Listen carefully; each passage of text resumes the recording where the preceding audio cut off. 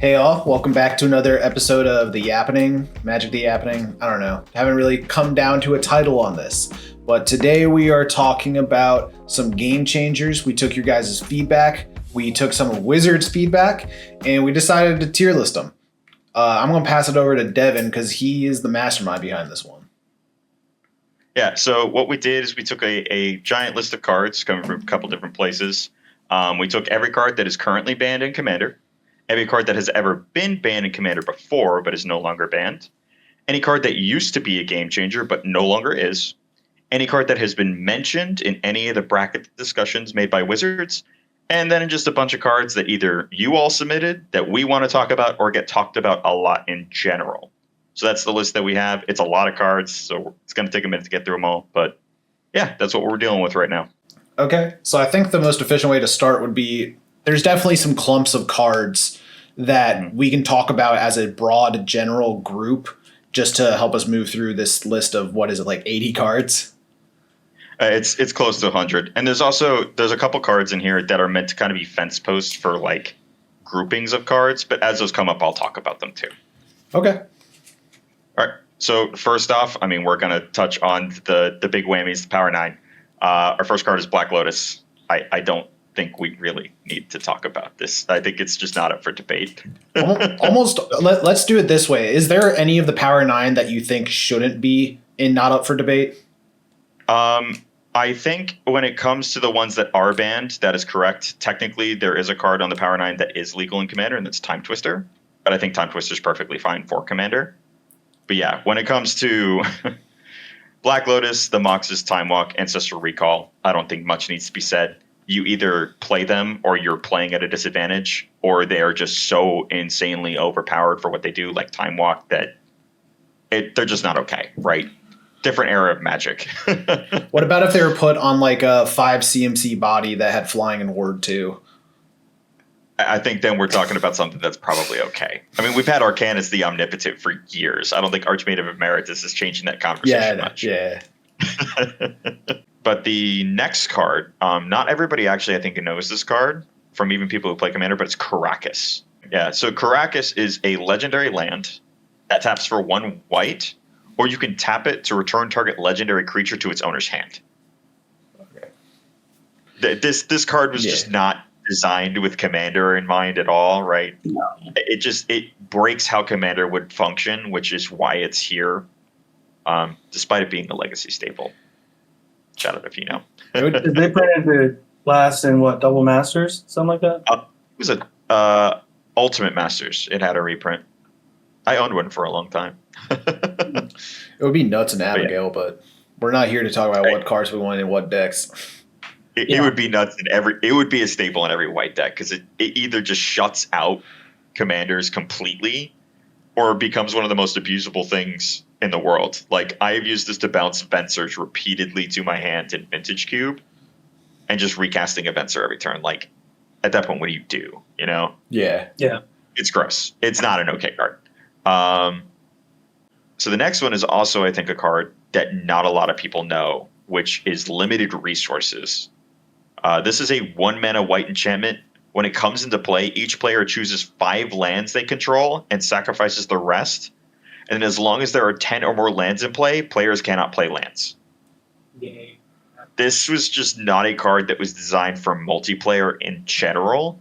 And if this card comes down like really early in a green-white ramp deck to the point where, like, if 2 people only have like 2 or 3 lands and they play this, then people get stuck at like 3 or 4 lands. Like, it's just not.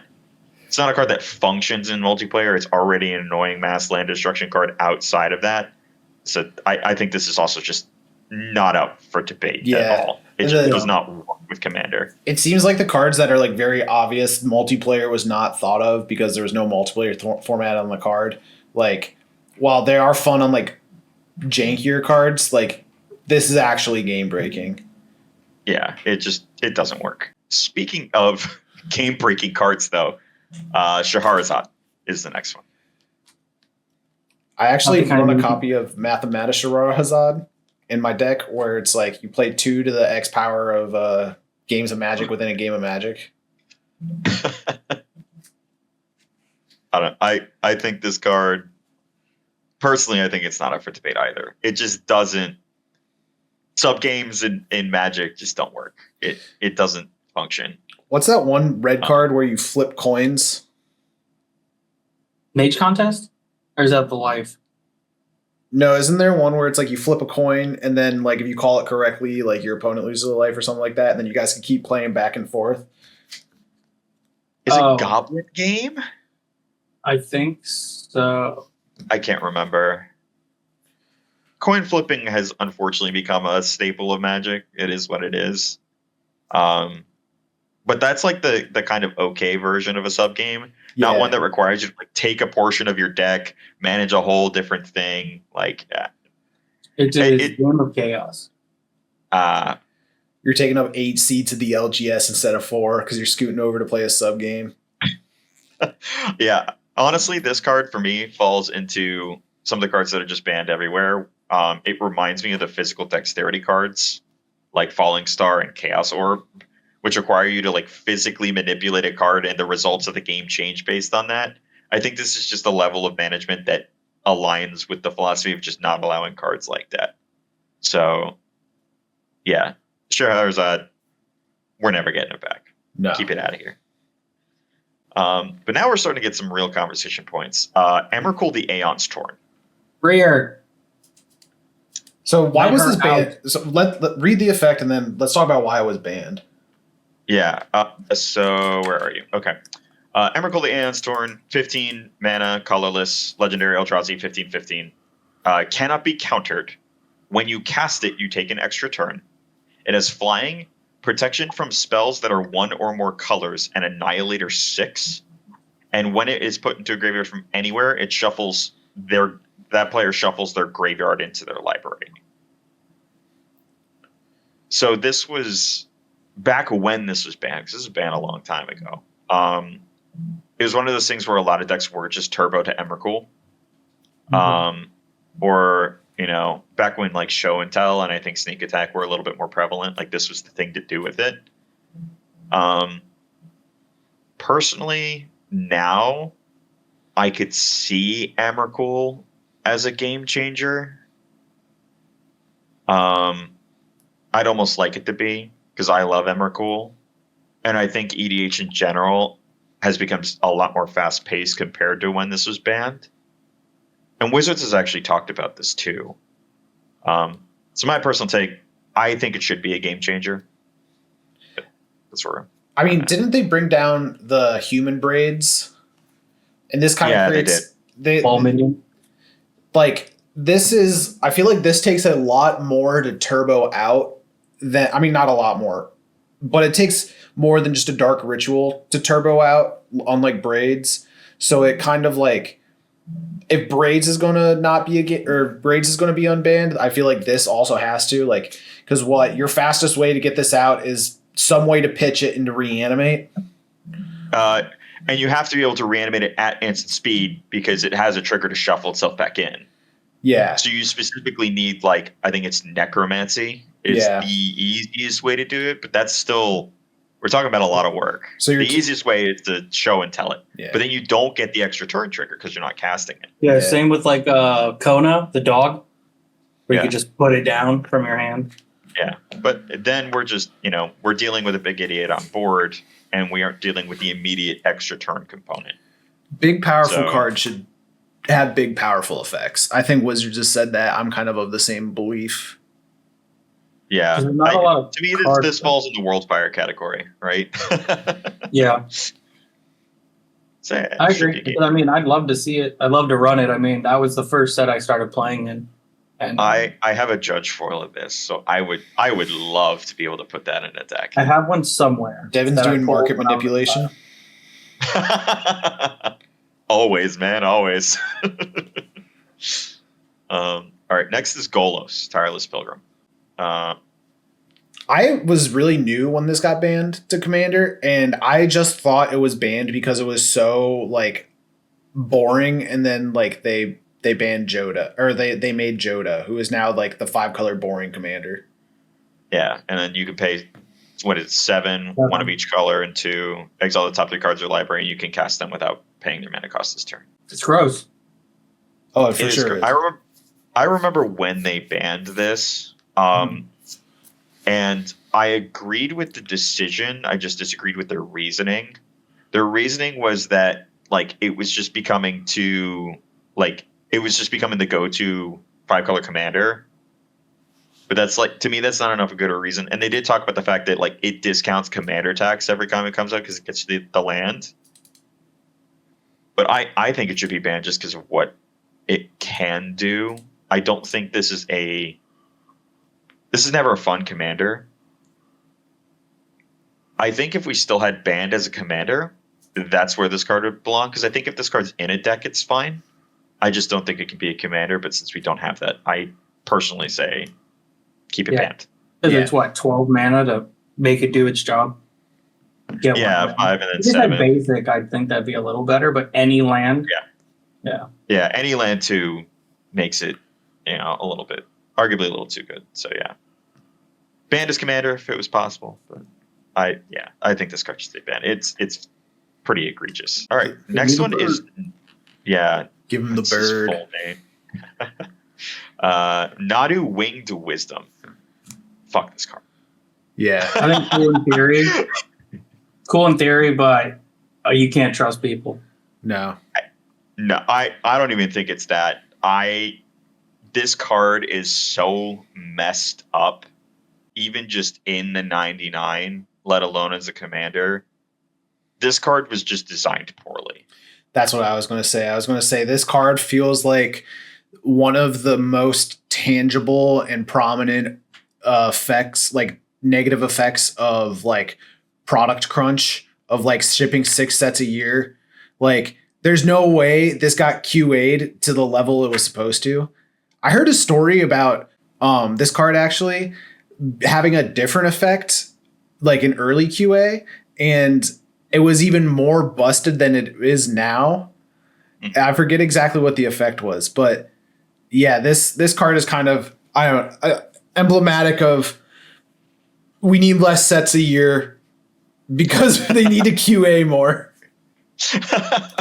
Listen, if this card just said whenever you target one of your whenever something of yours becomes a target of a spell, you get to do the thing, and it only happens twice a turn, I actually think would have been okay. But it's the fact that it gives that effect to every single creature you control, and each one can do it twice is just so. Well, it's not even that. It's the fact that it's a new entity when it gets like flickered or something like that. So it's like it would narrow down the combo lines, but it would still, the decks would all just pivot to just doing that one thing. And I think that the real kick in the nuts with this card is it's non-deterministic. Like you're like, I don't know if I'm going to win. Let's watch, just play Hitagetsu and Kairi at that point. Yeah. Oh God. That was actually a huge issue with why, when it was legal in Modern and Legacy, that it just, the games took too long. And it was already still broken, but the games also just took too long for that exact reason you were talking about. So yeah, fuck this card. Not up for debate. Shouldn't have been made. All right. Next one I have on the list here is Iona, Shield of Emeria. I know this is a... what does it do for the studio audience? Often talked about it, yeah. So it's 3 white and 6 for a 7/7 flying legendary angel. And as it enters the battlefield, choose a color, and your opponents can't cast spells of the chosen color. Interesting. Too rude. Too rude. It is very rude. It's funny. I actually was playing Magic in an era where this was legal in Commander, and Painter's Servant by default was the one that was banned instead. Yeah. And I can tell you, whenever we were playing like a monocolor or 2-color deck, we played around Iona. We made conscious deck choices to have answers to this card. And I think once you've gotten to that point where everyone kind of has to build just to beat something, if it shows up, it doesn't belong in the format. Yeah. So I say, just keep it fun. It's not like it's not up for debate, because I think if we flipped this in Painter's Servant, I don't think much changes about the format. We just have a more annoying card that I think people would it would have to be a game changer at that point. But I think under current circumstances, I think it just needs to stay banned. Talia doesn't need more help. Yeah, that's true. Is it legendary? Very true. It is legendary. Yeah. Okay. So there's that, but it's a 9-cost angel. I mean, so if you're running in a mono white, it is what it is. You know, if you get it, you get it. But the fact that you could get it like turn 4 with Kalia is nuts. Does it change? I can entomb this on turn 1 and reanimate it. Like, there's nothing that stops you from reanimating it. It's true. Messed up. Does it change anything to you that it's like general courtesy? It's not necessarily a rule that you have to like when you sit down with a pod, it's like, oh, these are my game changers. Would knowing that is a game changer bring it down to should be a game changer for you? No. I actually think yes. Because I think, honestly, I think that should be a good habit for bracket 3 is just to say what your game changes are so people know what to expect a little better. I think when people understand that this is a possibility, they're definitely going to think a little bit more, at least on how to hold their answers. And I think, you know, as long as you're not monocolored and you're playing 2 colors with like a mix of the fact that this card kind of just blows out monocolor to the point when it was legal, people didn't want to play monocolor because it existed. Mm-hmm. I think still want to keep it banned, because if I sit down with a monocolored deck and someone's like, oh, Iona's my game changer, like I would just switch decks. Yeah, like that thing. Like Jaws Clive, I play mono red mostly now, and I would just never play those decks. Yeah. Yeah. I think it kind of goes against the philosophy of Magic of like, oh, it's the gathering and we're all here at an LGS having fun and trying something new. But then it's just like, you don't get to play. Yeah, and I love lockout strategies, but I think this card makes it arguably too easy. The next one is Rofelos Llanowar Emissary. And for the people at home who've never encountered this card, it is a 2-mana 2/1 legendary elf. Oh, that's good. That says you can tap it and you add a green mana for each forest that you control. So he's like reverse Gaia's Cradle. It's the best way to think about it. Yeah. I think this card should be a game changer. Yeah. I agree, because I think there's enough cards now that are like Gaia's Cradle, knockoff Gaia's Cradle with like Growing Rights of Itlamok, Avendo, the planet, and then there's other creatures that are like, oh, gain a green for every elf you have, which we know elf decks are just popping them out every single time. Yeah. I think, the danger of this card is as a commander in most cases. Originally, this card was actually banned as a commander. You could play it in your 99 for a while. The only reason that changed was when they moved everything that was banned as commander into just being banned. Mm-hmm. That's when he became banned. So, and I think now when you sit down and you see a Rofelos in the command zone, they're just going to be turbo green. But I think if he is a game changer and he is your commander and you're playing bracket 3, because at bracket 4, I kind of say bracket 4, anything goes. I think from a bracket 3 standpoint, there's only so many other super powered cards that they can take to make that makes turbo green work. One of which being Gaia's Cradle, right? And I think he'd be okay as a game changer, personally. Yeah, I agree. I think there's a lot of ramp effects and just things that give you mana in crazy numbers now. And it's also a 2/1 at the end of the day. I actually am having thoughts about him where it's like, I think maybe it even should be like lower, because it's like this card seems like inverse gated for high power, where it's like I feel like the higher up you go, the less normal forests you play. Like if your money is no option, you're making a 3-color deck and it includes green. The forests you're running are probably 3 surveil lands, shocks. I guess maybe duels at that level. Yeah, maybe duels if you're playing 4/5s. And then like maybe you have a Yawgmoth Cradle in there and like a 2 or 3 basic forests.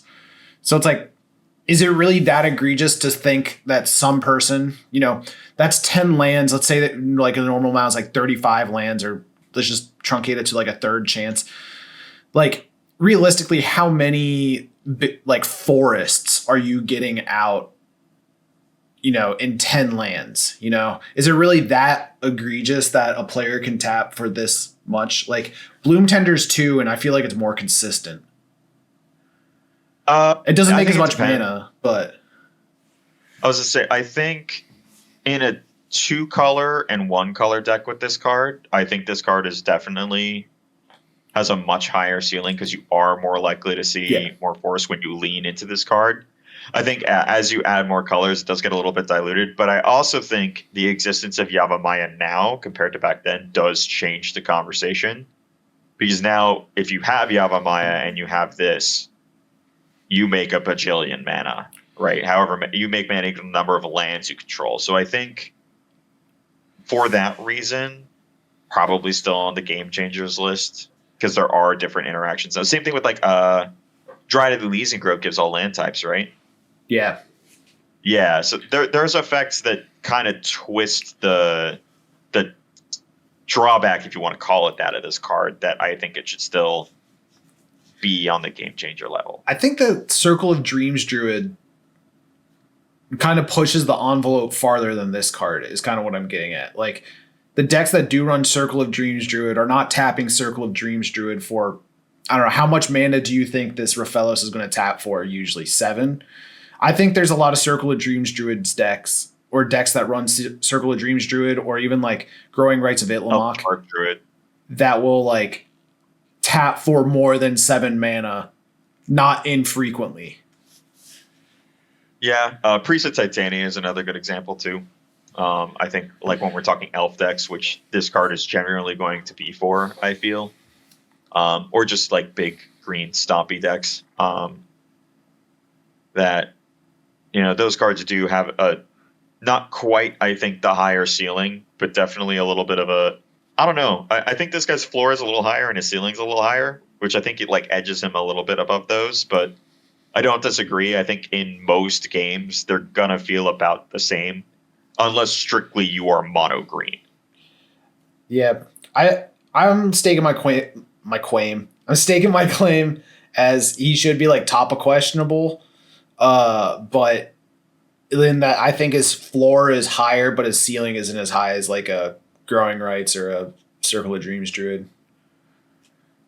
Oh well, I say keep him at the bottom. It should be a game changer. So next, we actually have 2 cards that I want to talk about together, and it is Griselbrand and Yawgmoth's Bargain. Not up for debate. JD Vance played Yawgmoth's Bargain, so.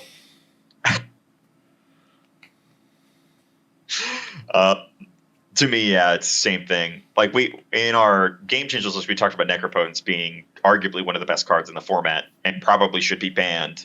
These are even better. Yes. Right. Particularly Griselbrand, who can be your commander or can be reanimated even faster. Right. Yawgmoth's Bargain, I think, being flexible and being instantaneous card draw, I think does make it a little bit more than Necropotence, even though it costs more, but they're pretty comparable. These cards just weren't designed with a format that has 40 life, you know? What if he was from Murder of Karlov Manor 2 and he was Detective Griselbrand and he said pay 7 life, collect evidence 7? I know exactly what you're referencing. Yeah, I'll put a picture on the screen. You cross out one of the mana. He only cost 6 too, by the way.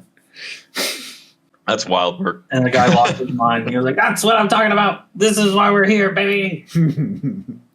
Little detective hat. Little pipe. Yeah. People are wild, man. All right. This actually, I think we can batch these 3 together. And it is Fastbond, Channel, and Tolarian Academy. All 3 kind of big mana cards. I think out of all of them, Fastbond is definitely the most egregious. Yeah. Not up for debate. Because, like, you already have Gitrog, Ravenous Ride. I mean, this card alone with, like, bounce lands is just an engine. Oh, true. Yeah. Like, Fastbond plus, like, Tatiova and bounce lands is just winning the game. Or, like, Amulet of Vigor is just winning the game. You know, it's funny because you can kind of compare this to Burgeoning, except Burgeoning still has a ceiling of it only works with your opponents, whereas this card goes insane. If you ever played Vintage Cube with this card, you kind of know. Yeah. In a similar vein, Channel, just a card that was not designed with a format with 40 life in mind. And even when it came out, was one of the best cards you could play because you just pair this with a Fireball and win the game. As long as your life total was higher than your opponent's. So I don't think we need to talk about Channel all that much. And then Tolarian Academy, I don't know if I would say it's not up for debate, but I think it should stay banned. I think artifacts are way too easy to get too many out too quickly. Generating blue mana is unfortunately considered a leg up compared to some other colors, particularly in high power games. Yeah, coming from the resident artifact player. I was thinking, do not give me this card. Yeah, I was thinking that this is just Blue's freaking Gaia's Cradle, but at the same time, like, I don't think blue players should be able to make that much mana, especially with the amount of cards they draw. I agree. It skews the color pie too much. Yeah, Urza doesn't need any more help. True. True. Artifacts don't need any more help. The fact that I can be like, all right, Mox Opal, Mox Amber, Tolarian Academy, into 2 more things like Soul Ring and have like 5 mana on turn 1 is just like not okay. And it just gets worse from there. So yeah, no. Keep it where it is. Now we're getting to some of the fun stuff. Let me wet my whistle before this one. What was that? Let me wet my whistle before this one. I got shit to talk. We're good. All right, we're talking about Dockside Extortionist. Oh man. Free my guy. He's fine. I think, listen, obviously he has a place. Obviously he can be very egregious, but it's not dependent on you. It's solely dependent on your opponent's decks. So if I'm running it against a green deck, a blue deck, and something else, I'm going to hit some artifacts. I'm going to get my own. I just think he's not the worst thing out there. Okay. This is going to be stream of consciousness. I think this punishes players who rely on rocks way too much. I'm talking specifically in bracket 3. But at high powers, at high power, I already thought it was gated for high power. This is completely fine at high power, especially because everything goes. People are playing hella rocks. They're running those 26 land bases with like Mana Crypt, Mana Vault, blah, blah, blah. Well, not Mana Crypt anymore. But you are playing bracket 3. Why are you running 32 lands, 9 rocks? Like, run more lands. Just run more lands. We've made this like holy covenant that lands are too freaking lands are too holy to touch. So why are you not running more of them? It's like the one piece that people won't interact with on your board. So it's like this card punishes the type of person that runs too many rocks in their decks, right? And then it's like, but it goes infinite with a bag of chips. It's like, so does half the cards that people play in like strong bracket 3 decks. So like, if you're going to run this with like a Tamir Sabertooth, then congrats, you're playing bracket 4. That's a 2-card infinite combo for any colored mana. Like, I had so many decks that like ran this as a core engine. The one thing I will say though is like most of the time when I was gambling or demonic tutoring or something, like this was always like do I grab Dockside? Right? And even then, his like infinite loops are kind of gated based off of what you have. Like I remember I played a deck where I had a Corpse Dance loop with Dockside and Grinding Station, and that's how I won. And it was so cool to finally get all the pieces together. It was a Corvold deck, so I had to make sure that I didn't have Corvold on the board in order to do it. Otherwise, I would deck myself. But it was so cool to put the pieces together and then kill my own Corvold. Oh. Yeah, I think this card shouldn't be banned. I don't think it should be banned. I'd be completely okay with being a game changer. So I have a weird take on this card because whether I think it should be banned or not depends on when it happened. So when it happened, I actually agreed that it should have been banned. When they switched to the bracket system, I think it would be okay as a game changer. And the reason is because when the bracket system happened and bracket 3 kind of became a little bit more of a staple, and things like Mana Crypt, Jeweled Lotus disappeared and were banned alongside it, as well as the other rocks being more restricted by the merits of bracket 3, this card lost a lot of power in lower powered games, which I think makes it a little bit more appropriate as a game changer, because not everyone is going to be spamming as much of those like early game rocks, and kind of like diverting to different mana sources or later mana sources. That I think this is a little bit more okay. And to your point, Matt, with the 2-card combos, not super common in bracket 3 as well. And whereas in bracket 4, I think, yeah, it's okay. I think there was a big argument that it was warping CDH a little bit, which I could see, but so does Thassa's Oracle, and they haven't done anything about that yet. So I don't really know if I agree with that argument too much. Well, I listened to the Play to Win pod a lot, and they've been talking about how there's like they're playing what they call a slot meta right now, where like before it was warping higher power, but guess what? They got rid of it, and now you can't play these big CMC commanders, and it like everyone's playing this like mid-range grindy hell game, and like decks that work off of thieving or like oppo agents are like not really worth it as much anymore, because it's like people are playing dog shit cards. Like they're playing cards that like are specifically only good in Kinnan or only good in like Sisay, and they're not good for the greater thing. So it's like CDH is getting more jank as a revolution to I think it's as like a revolution to the fact that the games are getting grindier. So yeah. I think they would be happy with getting this back. That's just me though.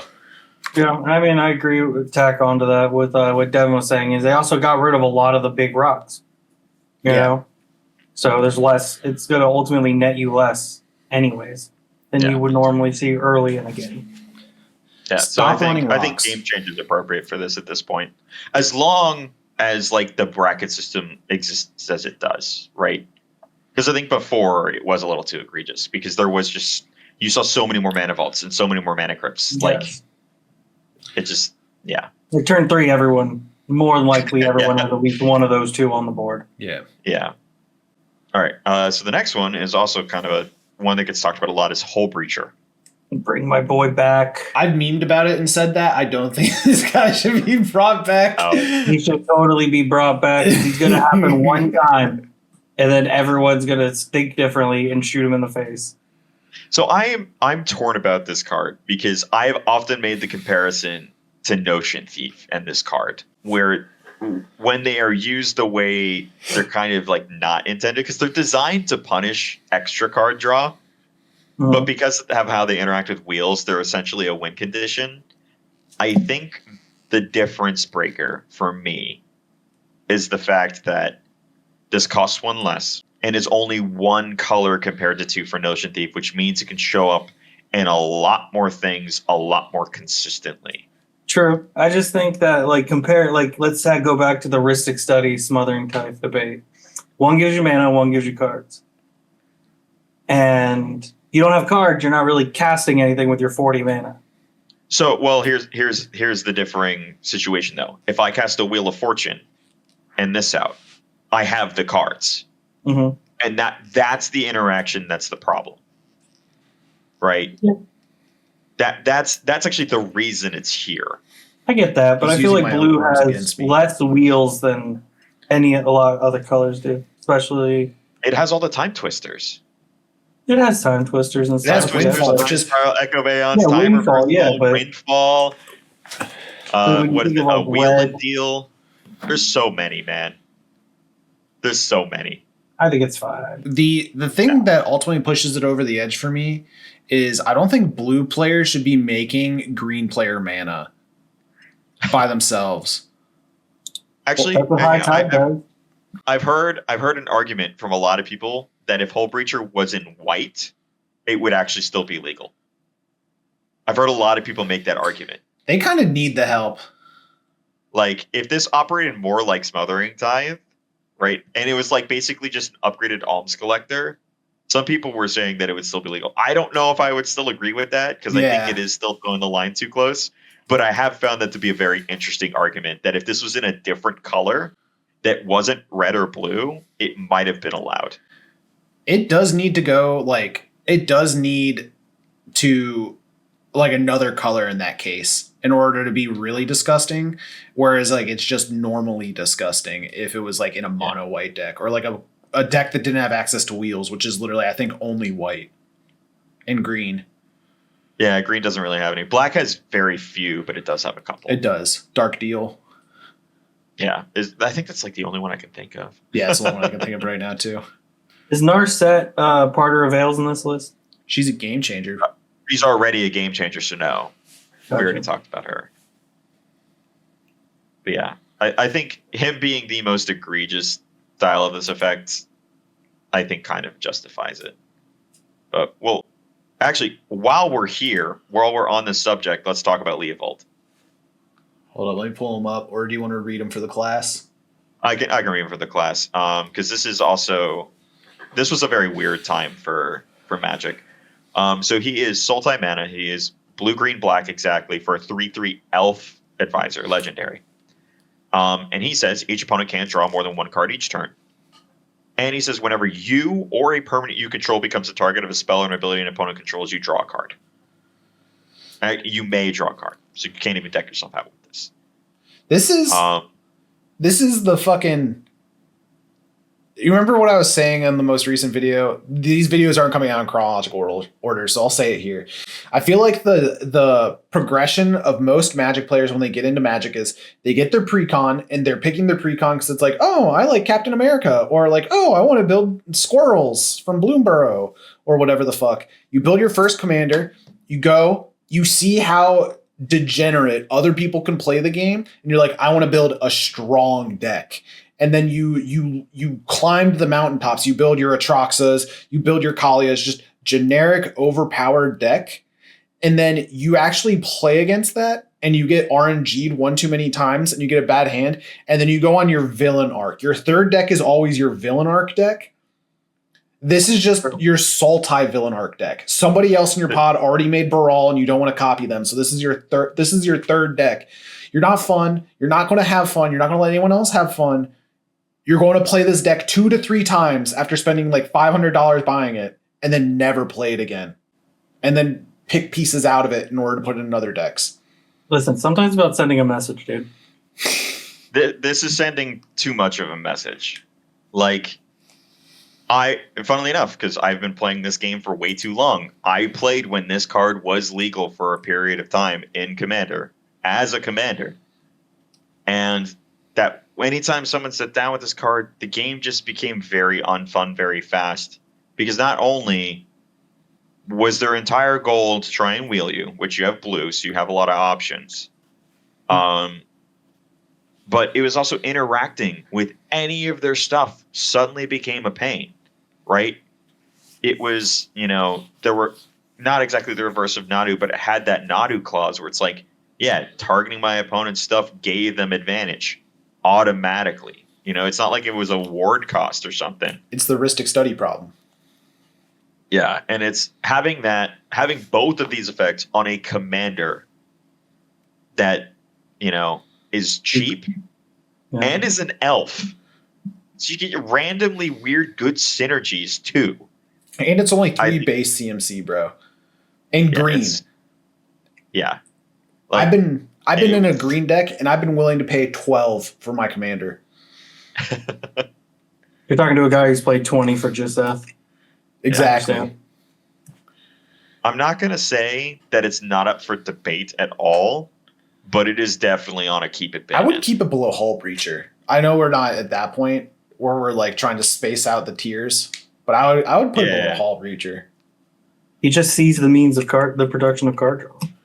No, he doesn't. he is the proletariat. He is. He says, I own card draw now, and that's it. I own this. This is my game. Yeah, it's just so... I think the thing is, the reason why it should be keep it banned is it's all the reasons that Narset Parter Veils is a game changer. And all of the reasons that Ristic Study was the tier above Game Changer for us in the last video. So combining those two things, it's like, okay, this shouldn't see the light of day. Yeah. Particularly from the command zone. He's not even a woodland elf. He's one of those city elves. Yeah. That got kind of racist, my bad. Yeah. Yeah. All right. Next card is Trade Secrets. For the class, this is a double blue and 1 sorcery. It says target opponent draws 2 cards, then you may draw up to 4 cards.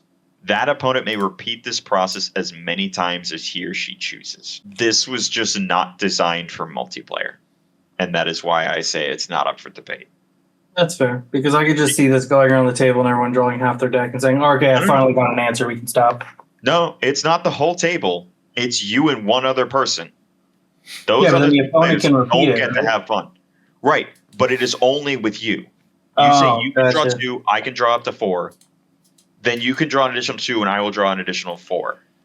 I just got done reading Stormlight Archive Era 1, and anyone who read Wind and Truth or even Book 2 of Mistborn knows of the Sunmaker's Gambit. If it's a 3-way stalemate, the party that sees the most advantage out of making it a 3-way stalemate is always the weakest party, because while the strong party can kill the weak party, the second part, or like the middle party, can always take over the strong party once they're done. This is the card. I was just thinking about this. This is the card that would be like, I would give if I was in second place against somebody at a table. I'd be like, hey, third place, come on up here. Come on up here. And then now it's no longer me versus first place. It's whoever does the first move of us 3, and then the 4th person's in the cuck chair, like, is going to die, and then the other person's going to win. It was all based off a turn order. I don't know. I think it's fun. I don't think it should be allowed, though. Yeah. It's a funny card. It's just it's one of those things that kind of like limited resources in Shahrazad. It just doesn't really work with the commander format that well, you know? Yeah. It's funny about my take with crop rotation when we're going to talk about this next card, which is Tinker. This is a 3-mana sorcery that as an additional cost to cast, you must sacrifice an artifact. And then if you do, you search your library for an artifact, put that artifact into play, and then shuffle your deck. So this is just 3 mana, turn your Soul Ring into a Blightsteel Colossus or a Portal to Phyrexia. This card is so fundamentally messed up. It comes from an era where artifacts like didn't exist, like Blightsteel Colossus and stuff like it. So this card can never come back. As I was reading it, I was like, okay, like I can see it. And then as soon as I got done reading the card, I was like, wait a minute. Wait a fucking minute. If it was put it in your hand, this card would be fine. Diabolic Intent for artifacts, sure. The fact that it puts it into play is insane. Yeah.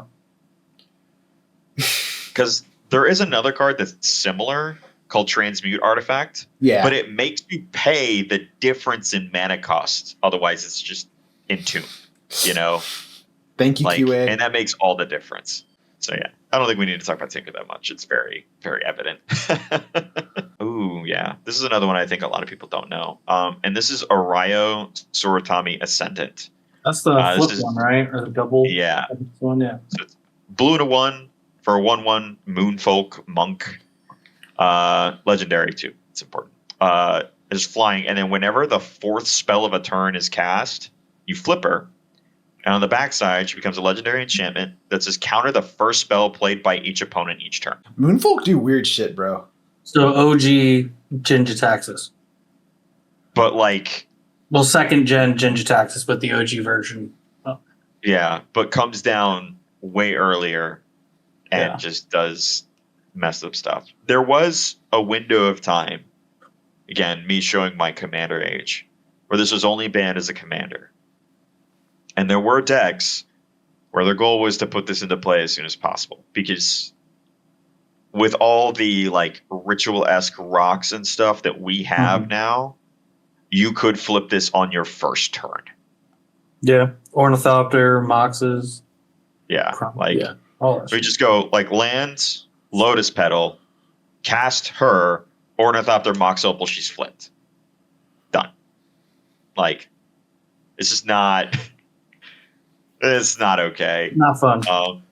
Yeah, this is just not up for debate to me. I think for as long, it's just because now, and as Commander has progressed, it's just become easier and easier to do this. Yeah. So I think this card just needs to stay where it's at. And we'll talk about Jin-Gitaxias. He's here. But I think there's a big difference with him being 7 mana compared to 2. So next one, Prophet of Krufix. I'm going to let y'all talk before I talk. We've had this conversation in private off cam about this when we were talking about Seaborn Muse and like any flash enablers. The ability to have flash alone is very strong. It's not game changer, but it is very strong. Yeah. And luckily it's limited to creatures. It's not like this card lets you cast everything. But in the decks that care, it's the decks that care. Yeah, if only there was like 1/5 of the colored pie where they had some of the best 1 mana dork drops. That's what you should be running instead of rocks in green. If you really want another source, this is a different video. Never mind. Yeah, we'll get to that. I don't know if you want to say anything about this, TK, before I go off. Listen, I love this card. Obviously, it does everything a Simic player would want it to do. However, it's the same thing, I think, with Leovold. It's just too much on one card. I disagree. I think this card should be a game changer wholeheartedly. I think we're in an era of Magic where this is extremely powerful. I have played with this card. I played for this card for like 2 years while it was legal. I pulled one. I remember that. It's not a fun card to face in the same way that Seaborn's not a fun card to face when the deck is built specifically to abuse the hell out of it. Mm-hmm. There are also plenty of times where someone would play this and they just didn't have the things that go around it, and it just kind of sits there and, okay, yeah, I can be greedy with how much I spend on my turn, and then I can hold up responses, but that's all I've got, right? So I think, to me, if in our video, we said Seaborn Muse shouldn't be a game changer, I think this should be a game changer as a result, because this is a step up. I played against a lot of Kumena in my early Commander days, and if I ever saw this in Kumena, I would just leave. Yeah. I mean, yeah, that's definitely a deck that can abuse it. I mean, thank God it's not legendary. It can't be your commander. And I think that's also a big difference, right? Yeah. That's a big difference between this and Leovold for sure. Like, it's 5 mana. I mean, I don't know. I think it should be a game changer. I think we're in an era of Magic that is fast enough that this card is probably okay to at least see it some degree. I think this card in bracket 4 and 5 would not fundamentally change the game that much. No. I think this really would just be like a bracket 3 powerhouse. I think bracket game 4. Changer, it's fine. Not bracket 5. They wouldn't pay. I could see it in bracket 4. Yeah, but yeah, we're not seeing this come down on a CDH table. Like, it doesn't do enough for those kinds of decks. And that's also why I think it's like, yeah, let's let this breathe and have a good time where it belongs. Yeah, you know? That's my take. I'm saying here. I know TK wants this thing out of here. I would put it above. I would put it above the Emrakul. Okay, just let me have her. And that's why is you like this is the third. It's like Storm. You just can't trust certain people with Storm.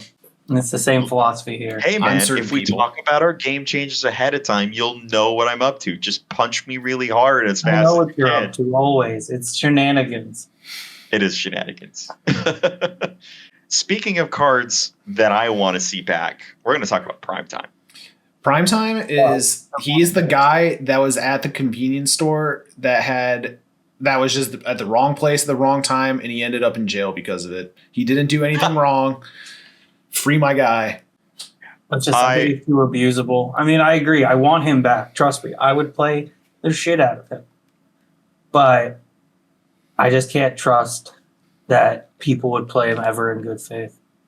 I just don't think it's also a bracket 3 thing. Because if you're going to play him, you're not going to play him in a way without being able to abuse him. Here's what I think, though, is he already has a lot of power behind him, right? He is 6, so 4 and 2 green. He's a 6/6 with trample. You don't really need a whole lot more than that in a card. If you think you do, you're being greedy. But they stapled another effect onto him. That was a Colossal Dreadmaw joke. Thank you. But enters or attacks. I'm putting my bias on the table, dude. I want this for Henzi. Like, this is 4 lands, 4, and I get to draw a card once he dies. Sorry, I know. That's what I'm saying. He just can't be trusted, and that's the thing. No one's gonna play him without ever a way to just abuse him. You know how many dog shit versions of this card that I run that are just because they work really well in Henzi? Do they say enter or attack? No, but they're like, when it dies, go find 3 forests. That's my point. You don't need to be able to drop 5 lands every turn. I'm always so torn on this card because I love this card. I've played this card in Modern a lot. I do too. I love him to death. He's the best Titan. It's just not. If that's the thing is, I imagine this as if I go to an LGS, and if I hit this, if I play this card and I put it down on the table, am I gonna get cool, or am I gonna get sighs and groans? But there's a million cards that do that now. Everybody. Not this. Not like him. No. People are way saltier about Ristic Study than they are about this card. Yeah, I'm people. There are like, if someone plays a Necropotence, I'm way more mad about a Necropotence than someone playing a Primetime against me. And I have survived through the era of Modern that is Amulet Titan bullshit.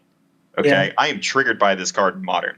I want this card back, and like Commander. In bracket 3 too, it's like, okay, you want to go get Gaia's Cradle and Field of the Dead and like 2 other cards. Like, not saying those are bad cards. Bracket 3. Yeah, why are you playing it in bracket 3? And it's like, also, it's like, okay, like, what else? I don't know. I personally am biased to wanting him to be questionable.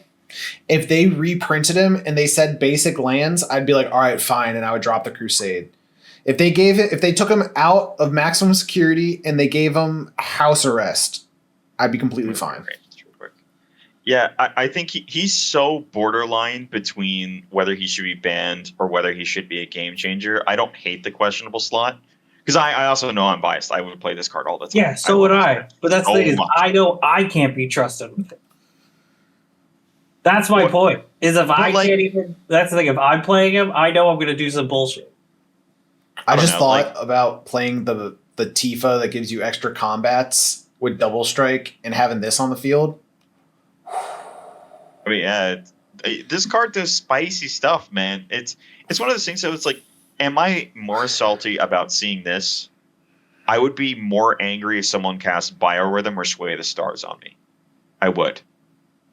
Right? This is a card that you intend to play that is going to help you close the game, as opposed to like these really weird cards that they've allowed that do just kind of ridiculous stuff that don't help progress a game. Right? This is a must-kill on-site card, but I think it's okay to have a couple of those, particularly once it costs 6 mana. You know, like, I have 5 of these laying around. I want to use him so bad. 6/6. I have a set of, but it just. I think we keep him in questionable because we had so much debate back and forth about this. I think that just shows that's where he belongs to me.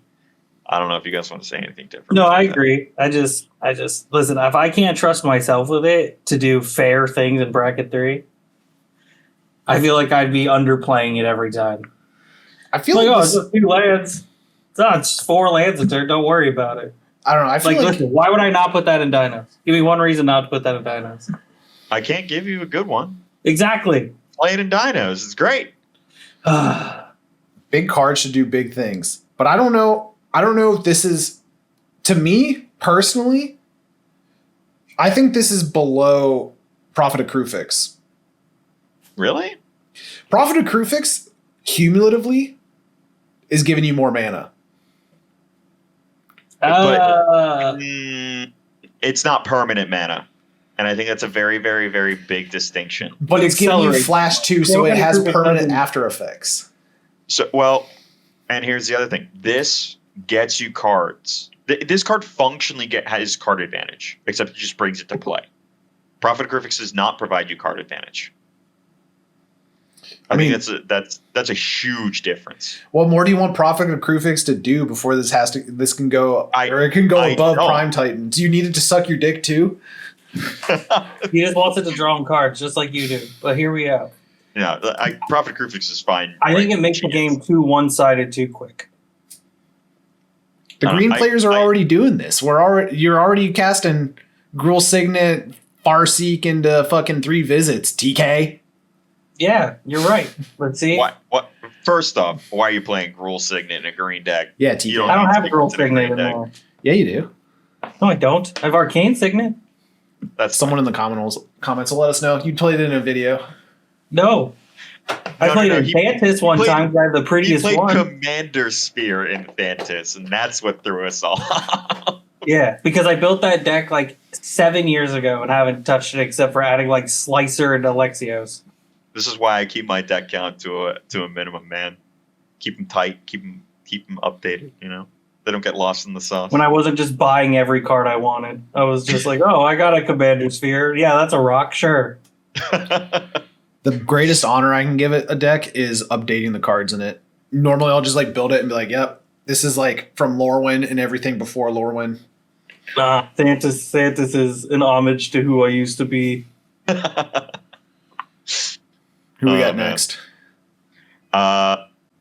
These are going to be similar, but we do need to talk about them differently. And the first one is Sylvan Primordial.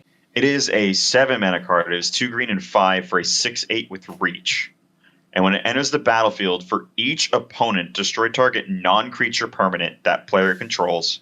For each permanent destroyed this way, search your library for a forest card and put that onto the battlefield tapped. Then shuffle your deck. Too abusable. This is evil as fuck, dude. They're both abused. That's the thing, is if I can't trust myself with No. This is a step above Primetime by a large... Oh, yeah, because it creates such a gap. Because I was like, oh, you're going to get rid of 1 from everyone and gain 3 out of it? No, get out of here. Yeah. I could never be trusted with it. And the funny part is that, like, to me, I know they did design these kind of with Commander in mind, but they shouldn't have.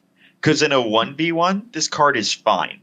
In multiplayer is what makes this card insane. Yeah. And it's the fact that it can destroy lands. And not non-basic lands. It can destroy basic lands, which is just already like going far and above beyond, I think, what is generally considered acceptable for land destruction, even amongst land destruction admirers. Mm-hmm. This card, when it existed, was always like, if I were to compare the two, I would 10 times out of 10 rather someone play a Primeval Titan than this card. The humble Yarick player. That's the first thing I thought when I saw this. I remember flickering this card with a Deadeye Navigator. Yeah, that's my point. Nobody had fun. But here's the difference. Primeval Titan, if I do that with a Prime Time, right, I don't affect you. This card ruins you. Mm-hmm. In a similar vein, when we're talking about cards that are abusable to blow up lands, we have Sundering Titan. They had to make a whole nother version of this and then put it in every precon ever. Oh, the Meteor Golem or something like yeah. that? No, because Meteor Golem can't destroy lands. Yeah, I'm saying a weaker version of this card. Oh, yeah. I was like, I hate that fuck-ass card. And they put it in everything. It's like the first thing I take out. They do. Anyway. But this is an 8-mana 7/10. When it enters or leaves the battlefield, choose a land of each basic land type and destroy those lands. Yeah, that's gross.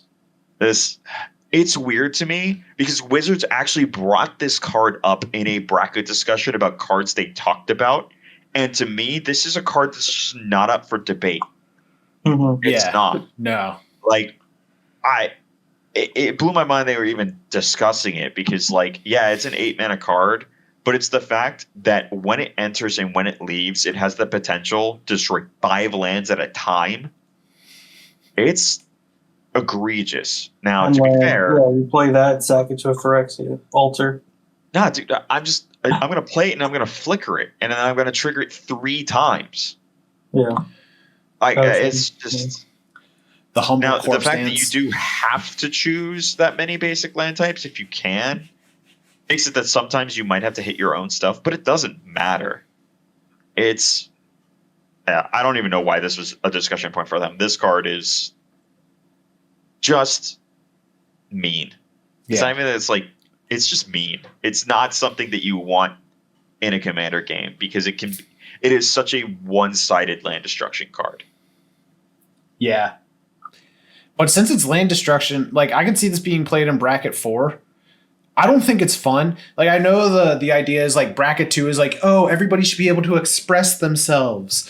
And then like bracket 3 is kind of like less so that and just like you're kind of playing a little faster. And then bracket 4 is no hold bars. Like even then it's like there needs to be like a gentleman's agreement in bracket 4. Like you shouldn't be playing this. If you play this, like you're a fucking dick. I don't agree with your bracket statement. I think bracket 2 is literally only for them to say our precons aren't the worst. They're not Jag. Well, and the problem is they took that back because some of those precons are closer to bracket 3. Yeah, they're closer, but they're still fall in the realm of 2. And I think me having to buy something open out of the box and then saying, oh, this is me expressing, not the same. Look, man, This is me having a build self-expression. real I think bracket that's where 3 thrives. Nah, man, it's a bracket 2, I swear. Just because I have Winter Orbit, it doesn't mean it's not bracket 2, right? Yeah, but that's the thing. It's not a pre-built box you bought for $60 and say, this is me.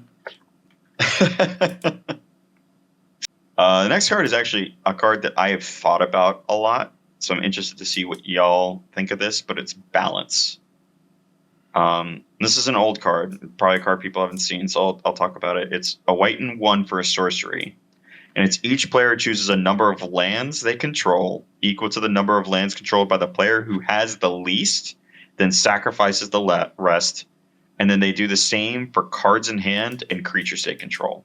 So basically everybody goes down to whoever has the lowest. So like if a player has 3 lands and 3 cards, and so like if one player has 3 lands, one player has 3 cards, and one player has 3 creatures, and that's the lowest, everybody goes down to 3 of each. This is the manifestation of trying to plan, like get a summer vacation with your friends going, but like the broke friend got added to the group chat.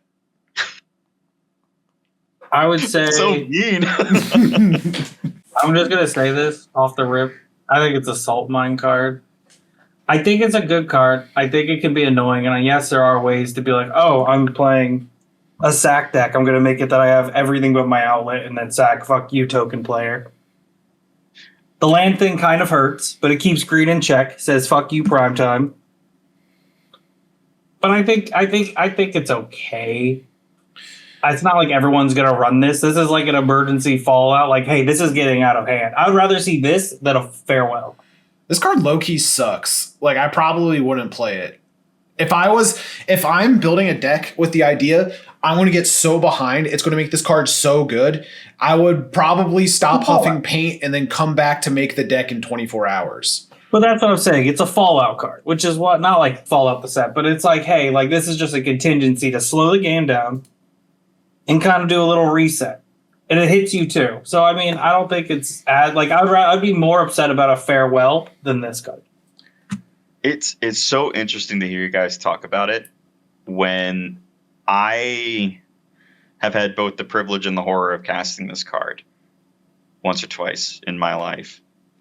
This card is a lot more not okay than I think you guys are giving it credit for, because the decks that are going to use this are going to make this not feel as symmetrical as it's supposed to be. If I have a bunch of things that say like when they die they do this thing, or I have like a card that says return everything of mine that died this turn, like a second sunrise. Yeah.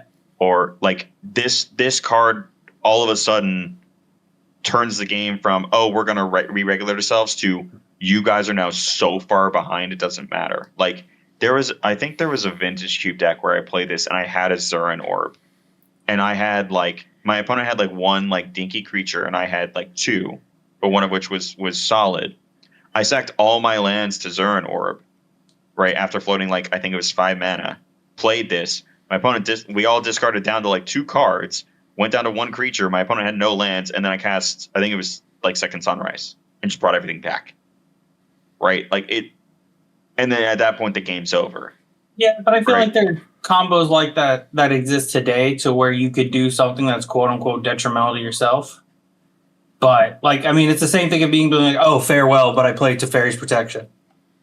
Well, that's actually a really funny one because that phases out all your permanents, right? Yeah. So then everything counts for 0 for your opponents. Well, I'm talking if you do it with balance, yes, but I'm saying it falls in the same realm of like, oh, I'm going to cast farewell, but then I cast T-Pro. Well, I think the biggest difference, though, is that this card does affect lands, and it also affects the cards in your hand. Yeah. And so does Windfall. And not all together. And importantly, this card does not affect artifacts and enchantments. Ooh, okay. I didn't catch that. It only cares about cards in hand and creatures. So, like, enchantment prison decks, this card becomes disgusting. Yeah, I mean, it's the same thing with, like, Lord Windgrace. At that point, I think you were making very low bar comparisons. I think this card's not up for debate as much as I love it. This card is not okay. I don't think there's ever a situation I want to play against this. So my personal bias is telling me banned, keep it banned. Yeah. Listen, I'm just saying let people have fun. This is your idea of fun. People have their fucking gotcha moment. Their one gotcha moment, and this is a card that I think it's a little too cheap for what it does. But it's 2 mana. That's what I'm saying. It's too cheap for what it does. If this costs 4, I'd be like, okay, that makes sense. They at least have to have something on the board.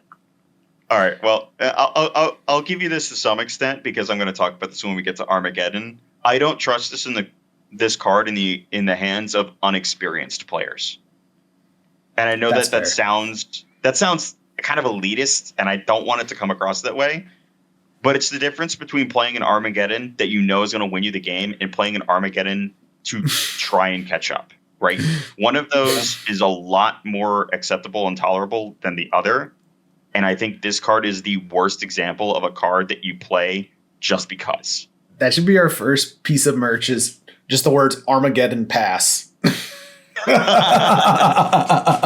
All right. Similar vein, actually. It's funny. I'm so smart I put these together. Upheaval is the next card. Fuck out of here. You're blowing my mind, man, that you say, like, immediately get it out of here for Upheaval, but not balance when they are, like, so comparable. They are comparable, but this is the thing. It costs 6. It returns everything to the hand. And most of the time, if someone's playing this, they're not, unless they have all the 0-cost cards, they're not going to do anything crazy immediately after. Well, then you're playing an Upheaval wrong, my friend. This card is so funny. This card, so at the end of the day, if they do this T-Pro, it's 9 mana. I mean, like, look, I have seen this card played with like a mana reflection out where they float like 12 mana, cast this card, and replay all their stuff. Yeah. And great win condition. Yeah, but that's not bracket 3, though. I mean, yeah. Would you consider those games you've played that you're comparing to bracket 3? No. These are not Commander games because this card has like never been legal in Commander while I've been playing. Right? Yeah. That's other format games, and those are like game changing. I think this is even more detrimental to a social format, right? Like this is one of those cards that you say, why are you playing it in bracket 3?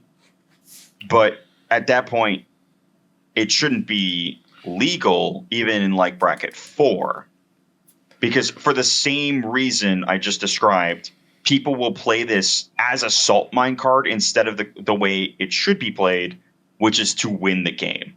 And I think that just creates such a negative game experience that this being the most egregious version of this effect from the other things, because World Purge is on here, and we'll talk about that, and Sway of the Stars is on here. I love World Purge. You're my boy. World Purge isn't banned. You can play World Purge.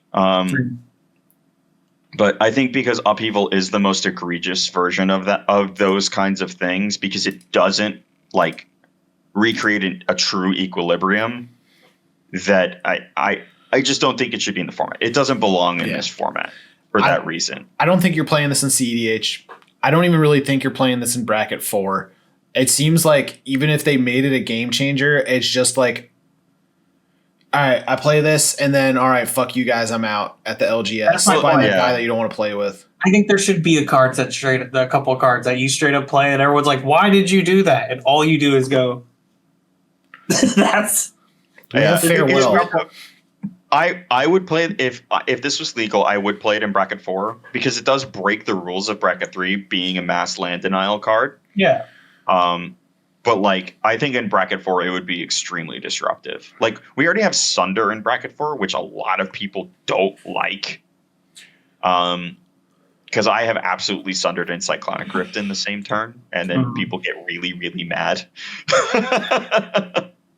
But so. you know, this kind of does that a little bit more in one card, right? And I think this card's just egregious. I don't know.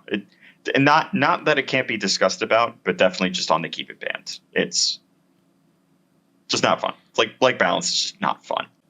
All right. So the next one I think is not much of a conversation starter. This is what is it? Time Vault. Do you guys know this one? Yeah. You should read it off anyway. Okay. So this is a 2-mana artifact. It enters the battlefield tapped. It doesn't untap during your untap step. If you would begin your turn while Time Vault is tapped, you may skip that turn to untap it, and you can tap it to take an extra turn. I think people can be creative to understand why this card's not okay. Yeah. And if you can't, I'm just going to mention a card called Voltaic Key.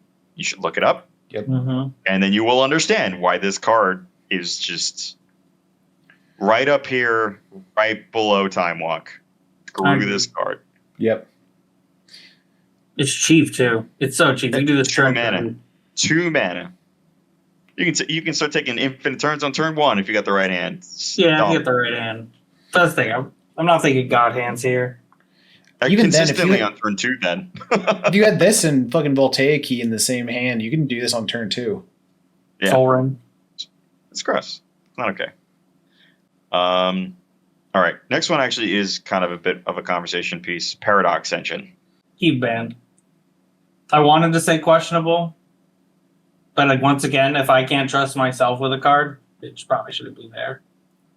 Hey, I kind of leaned in the questionable spot too, just because like, while I don't think this card is necessarily the most broken thing on this list, I think it is one of the most annoying cards to see on another end of the table. It just creates really long, frustrating play patterns. Like I had a friend at one point who played in a Nala deck when this card was legal, and it took forever to get through this kind of stuff, and it can potentially be non-deterministic too. And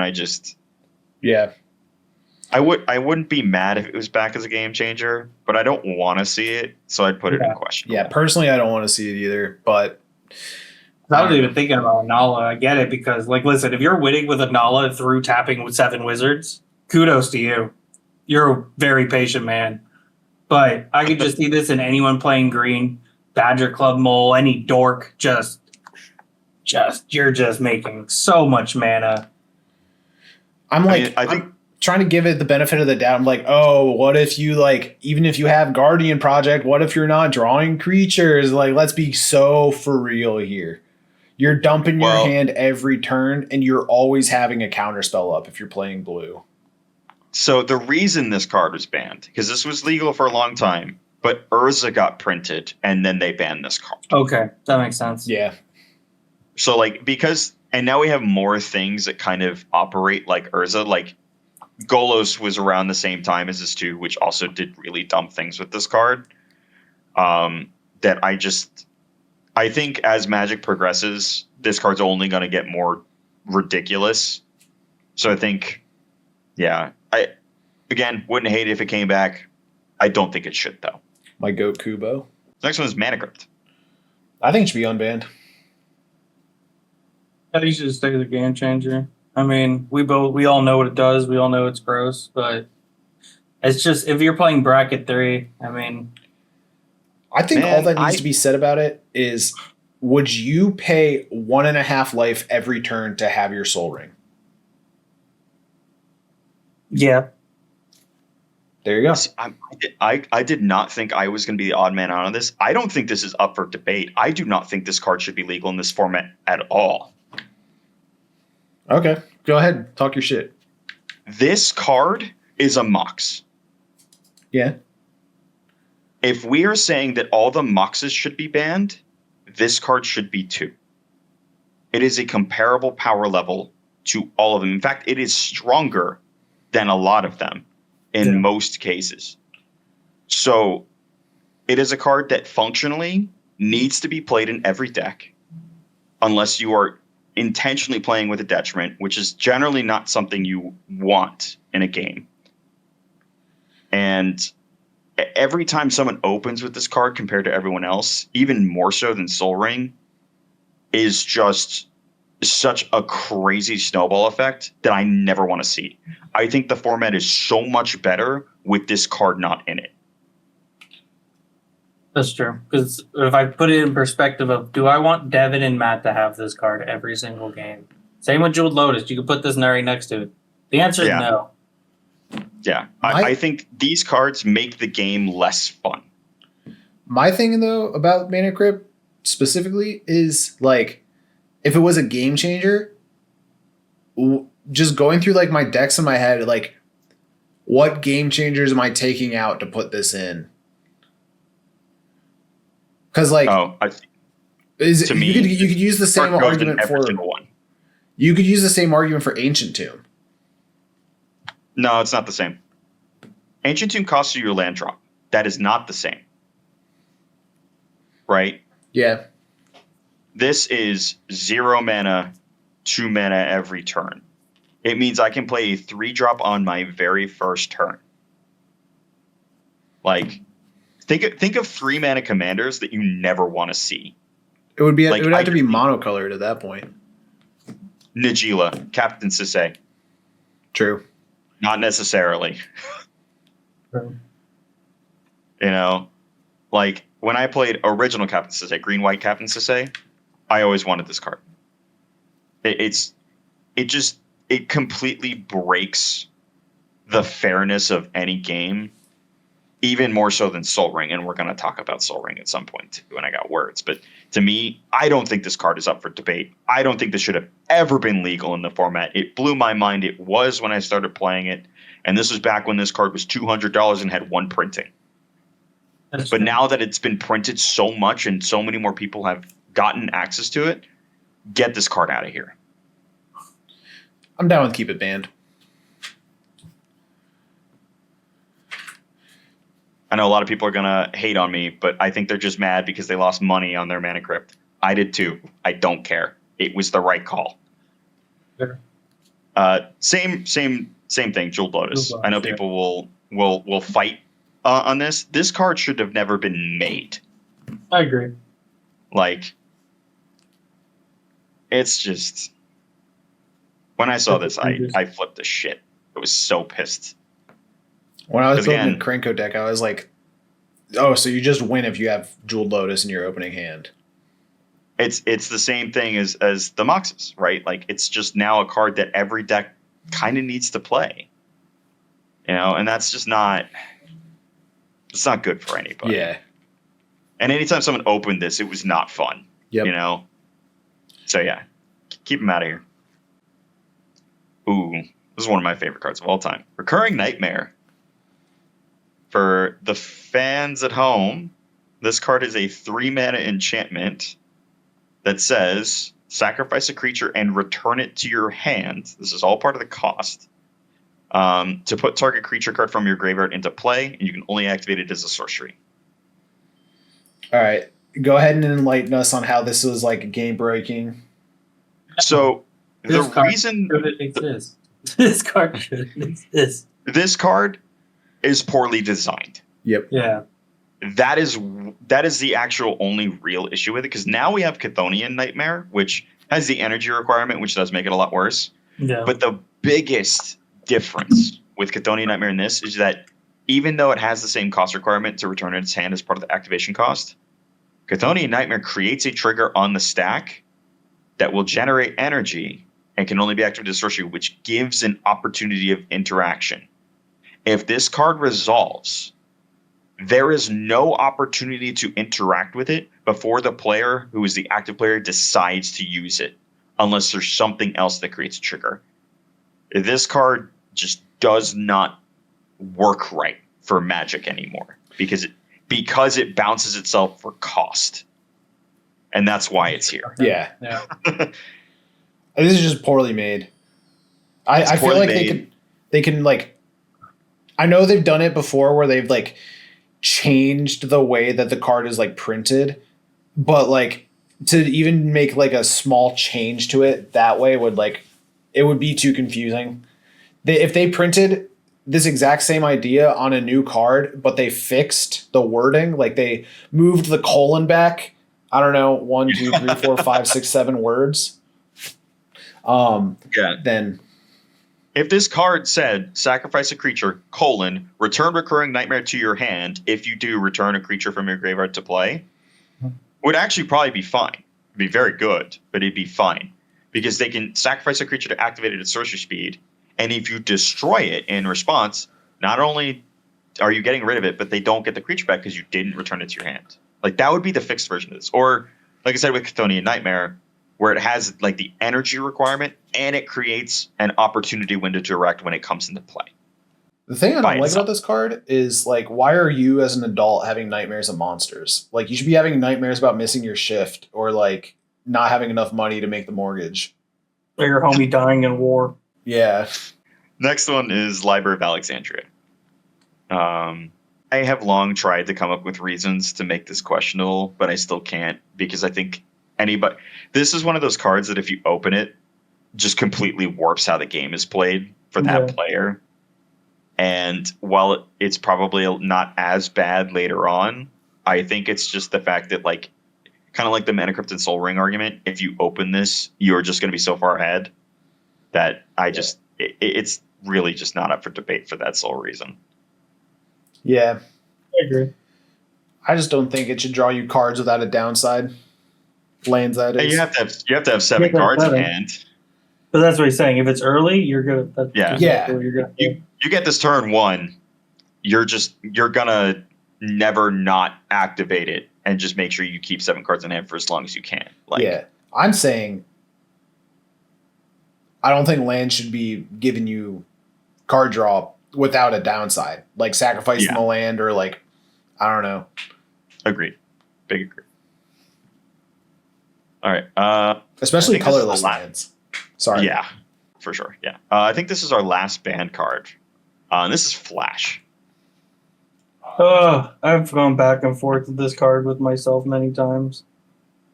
I love it. I love the idea of it. It's annoying. But to me, this becomes a free bird on the condition that you ban Protean Hulk again. Yeah. Ban who? Protean Hulk.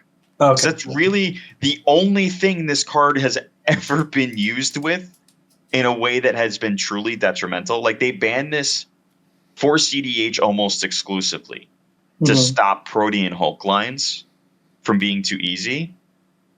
But that only ever happened because they unbanned Protean Hulk, which in my opinion was a mistake. Let's do Protean Hulk right after this. I think. Yeah, let's just go ahead and jump ahead to Protean Hulk. For Flash, I think Flash is like, I agree 100%. That was the first thing I thought. I was like, oh, so you make a Protean Hulk pile with this. I was going to say, you're either going to do that or you're going to do your Ancient Copper. Well, it doesn't matter. Ancient Copper would die the minute it comes into play if you don't pay the cost. Like, Flash doesn't let you keep it. It's not a sneak attack. No, I know, but it's cheaper. I'd be willing to pay 4 mana for an Ancient Copper. Well, you're still paying 6 because you have to cast the Flash. The Flash. So it's a -1 to put into Copper Dragon at instant speed. Okay, I misread. Yeah. Okay, this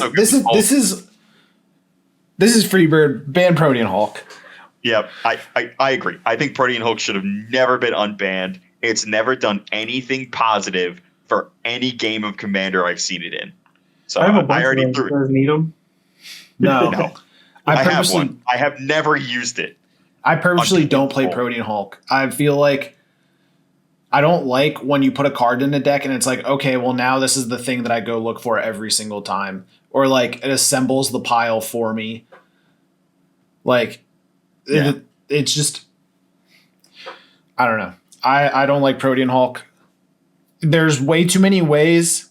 And the fact that it's like mono green so it can go in any green-based deck. It's just like they've put so many cards out, like that one fucking cat card that does like the food token. It's basically like Agatha's Soul Cauldron for the food token. Oh, Cauldron Familiar. Yeah, like, okay, how much mana is that? It's like 2 or 3, right? Wait, are we talking about the one where you sack a food and bring it back? Hold up. There's like Cauldron Familiar is like... Or are you talking about Igra, the one that makes everything a food? Okay. Yeah, it is Cauldron Familiar. Yeah. So so Protean Hulk says for 6 mana, right? Anything 6 or under? Let me find it. Yeah, any number of creatures with total converted mana cost 6 or less, and put them into play. Okay, well, never mind. The line that I was thinking is 7 mana, but there are definitely lines that don't involve Cauldron Familiar that are under 6 CMC that just outright win you the game. The fact that Cauldron Familiar is even that close is crazy too. Yeah, well, like, because you can like Cauldron Familiar, Samwise Gamgee, and I think Viscera Seer, and you win. And that's 4 mana total. Yeah. In Absent. And then the other one, like the classic, is Viscera Seer, grab Karmic Guide. So that's 6 total. Bring back the Hulk. Sack the Hulk again to bring out Revelark, which costs 6. Sack the Karmic Guide. Sack the Revelark. Bring back, I think it's Protean Hulk, and or bring back Karmic Guide and something else, which brings back Protean Hulk. Then you just go grab like Mirror Entity and win the game. Yeah, there's too many cards that one combined with other cards under 6 CMC just outright win you the game. Yeah. And what is the way Protean Hulk reads? It's like you get to put them onto the field, right? Yeah. Yeah, it's when it dies, search your deck for total CMC of 6 or less creatures and put them into play. Done. Yeah, it's... Doesn't exile itself from the graveyard or anything. It's just... You at home, go ahead into the comments section and tell me how many decks you actually play Stifle in. Because that's the only way you're interacting with this. Or, just playing Rest in Peace. Yeah. Anyway, Cauldron Familiar needs to be banned. I don't like that card. Okay. I think we're in the section of cards that used to be banned now, because we talked about Protean Hulk. So next, in that section, we have Worldfire. That's an enchantment, right? No, it's the 9-mana sorcery. Oh, here it is, yeah. Everybody exiles their hand and all cards they control, and their life total becomes 1. This is Salt Mines. This card's funny as fuck. Salt Mines. This card's funny as fuck. Listen. The fact that they made Gruul Claw specifically to play this is the best thing ever.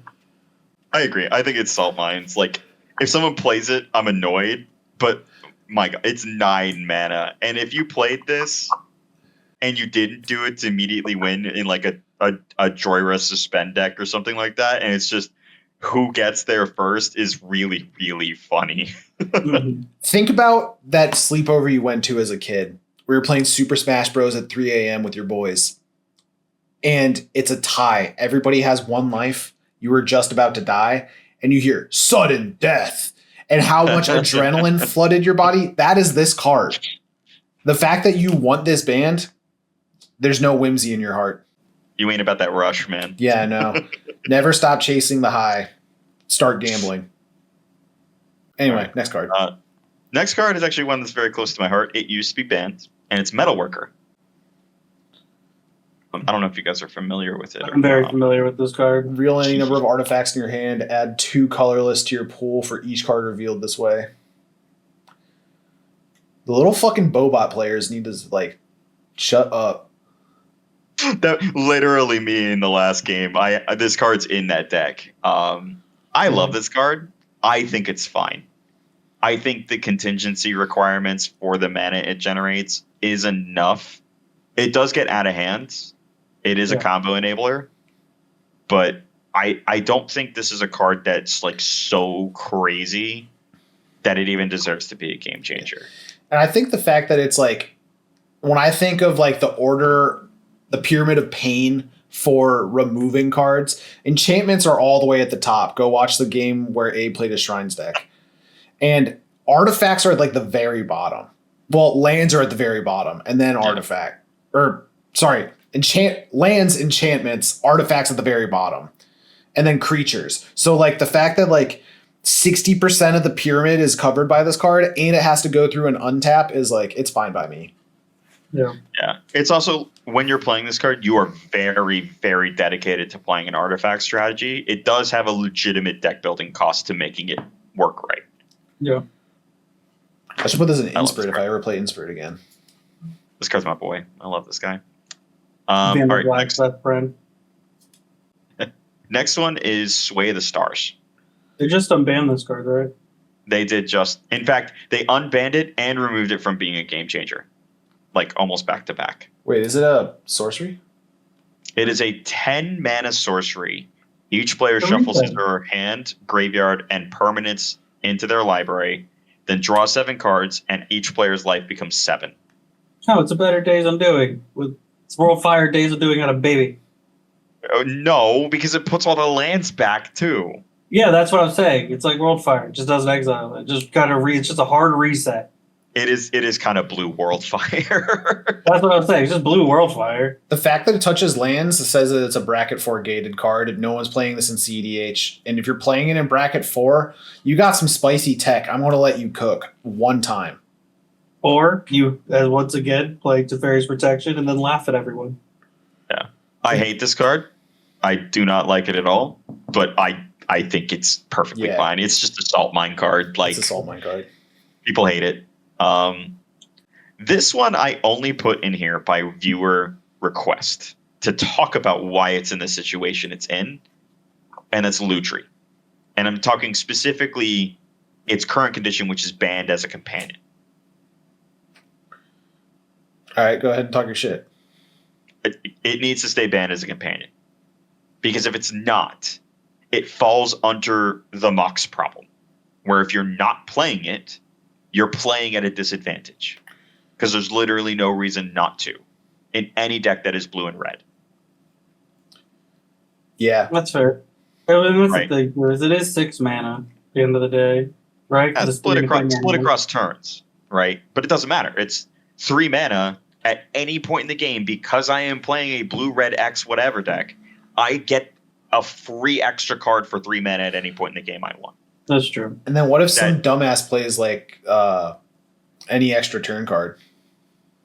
Yeah. Well, it has to be your own. Lutri can't copy your opponent. In the Street by Yuji. Yeah. But it's the free card problem. So that's, and like, again, Lutri is perfectly fine as a card in the deck or as a commander.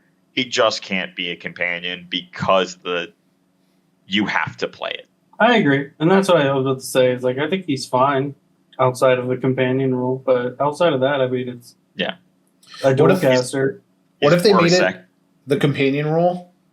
What if they changed the companion wording and errated it, and it was like each card in your deck has to have a different name, and it could only be an Izzet. So that means you can only own 1 island and 1 mountain. Would you gimp your entire land base to play this card? Well, listen, they've already changed seeing as CDH decks usually only play 1 of each basic, I don't think that changes much. Yeah. It's pretty easy to accomplish. I just know everyone was pissed when Bloomburrow came out. And they're like, what do you mean I can't run the best otter in the game? Well, he's not the best otter anymore. Well, not anymore, but you know, that was when everyone was like, oh, otters, that means I could finally play Lutri. Yeah. Speaking of otters, I remember to put Storm Splitter in my Muddle deck. Storm Splitter's sick. I like Storm Splitter. That's one that makes copies of itself, right? Yeah. Yep. Yeah, he's awesome. All right. I don't think this one warrants too much discussion. I only have it here because it used to be banned, and it's Painter Servant. Was it in your Gecko Mundo deck? It was. Yeah. This card is kind of combo fodder with like Teysa and Grindstone. But the only reason it was banned before was actually just because of Iona. Otherwise, this card just kind of does cool things. So there's no problem with this card anymore because Iona's gone. Whereas before you could pair them, make everything a color, and then play Iona, call that color. That sucked. So I think it's cool that it's like, oh, spells that aren't in play, spells, permanents. That, you know what I mean? Mm-hmm. It's nice. Yeah. I believe this is the section of cards that used to be game changers. So the first one out of this is Trinisphere, which I think most Commander players probably have no idea what this card is. I think it's fine. I debated putting this in Henzi because I'm not like past. For those of you that haven't watched a gameplay video, the way Henzi works is every single card in the deck is more or less a creature or a sack outlet, and it's 4 or greater CMC, and there is no 2 or 3 drops in the deck. It is all 1s and 4s and higher. And as soon as I play that one on turn, I only play it if it's turn 1, really. I get Henzi on turn 2, and then we're fucking throwing punches the rest of the game with 4+ CMC cards. The idea is after I got Henzi out, it's like, okay, Trinisphere is down. We are all playing the Henzi game. All of the cards in your deck are now 3 or higher. And that was the idea. But ultimately, it's what this is a Vandal Blast fodder. That's why I didn't end up playing it. It just shuts down a lot of rituals. But that's fine. Like when I think it's fine. I think it's a fine card. I think it should be. I think it's a salt mine just because people won't like it. Sure. But I think it's fine at the end of the day. It's like, oh yeah, you have to pay your taxes, idiot. I laughed so hard. IRS. It's just the IRS. That's all it is. It's like we're coming for our cost. I think this card came out with the very first Game Changers list, and my jaw dropped in like hysteria that this card was on it, but Mishra's Workshop wasn't, because it's just like, what are we doing? This card doesn't do a lot, right? It's like, oh no, my things that cost less than 3 now cost 3. I can't play my spells for free anymore. Like, this just makes you play fair Magic. Yeah. Ristic Study apologists, when you talk about you think Trinisphere should be unbanned and they want it banned. Listen, all this does is piss off every Narset player because their cantrips cost more. That's all this does. And I accept that. I will take that every time, please. Yeah, like you playing your Narset deck, Matt, mine would blow up the instances at the board because you're like, what do you mean by op cost 3? I'd be like, well, I don't get to play until this card's gone, so every combat is going to go at you. Yeah, that's why I think it's a solve mine card, because all this is going to do is just be a lightning rod. Yeah, at least to the people who are playing unfairly. I think that's the only time. Next, we got Food Chain. Food Chain. I'm going to leave this one to Matt. This card, I understand how they're like, okay, so Food Chain, let's talk about it. Okay. We'll also talk about the other cards around it. Remove a creature you control from the game, add X mana of any color, where X is the removed creature's converted mana cost +1. This mana may be spent only to play creature spells. So, you're playing Commander. You Food Chain your Commander. You decide to put it back in the command zone. It costs 2 more. What if you're playing a card like Lumra? Okay, well, now I get to put all the lands from my graveyard. Oh, I also am playing Amulet of Vigor. Okay, cool. I'm sacrificing all my shit to Swan Orb, so they all come back untapped. Like, this card just goes infinite with too many different things. There's, like, Squee the Immortal, Mist Hollow Griffin, and... Rosh, Skyraider of Kerr. Yeah, there's the one colorless. You can play this from Exile. Oh, Eternal Scourge, Mist Hollow Griffin. And Squee the Immortal. Like, any sort of Izzet core, or Tamir core deck that wants to combo is going to play this card. Even if you're only playing, like, green-blue or something like that, like, this is still really good, especially if you have, like, ETB commanders.